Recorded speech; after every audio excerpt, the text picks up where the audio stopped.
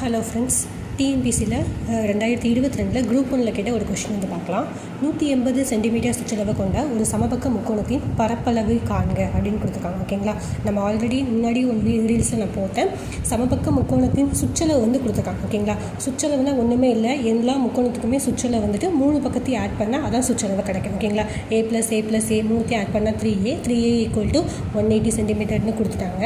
அப்புறம் அதுலேருந்து நம்ம a சால்வ் பண்ணால் 60 கிடச்சிடும். ஓகேங்களா, அதுக்கடுத்து நமக்கு கேட்டிருக்கிறது வந்து சமபக்க முக்கோணத்தின் பரப்பளவு வந்து கேட்டிருக்காங்க. அப்போ சமபக்க முக்கோணத்தின் பரப்பளவு ஃபார்முலா வந்து √3/4a². ஓகேங்களா, அப்போ √3/4 a பதிலாக 60 போட்டு நம்ம சால்வ் பண்ணி இங்கே வந்து என்ன கொஞ்சம் கன்ஃபியூஸ் ஆகுனா √3க்கு வந்து வேல்யூ போடணும். √3யோட வேல்யூ வந்துட்டு நம்ம ஸ்கூல் டைம்லேயே படிச்சிருக்கோம். 1.732 × 15 × 16 போட்டு சால்வ் பண்ணால் நமக்கு ஆன்சர் கிடச்சிடும். இவ்வளோ தான். இந்த சம்மில் வந்துட்டு √3க்கு போட்டு நம்ம சால்வ் பண்ணோம். அதான் இங்கே கொஞ்சம் கஷ்டமாக இருக்கும். மற்றபடி இந்த சம் வந்து ஈஸி தான். Thank you friends. பிடிச்சிருந்தா லைக் பண்ணுங்கள்.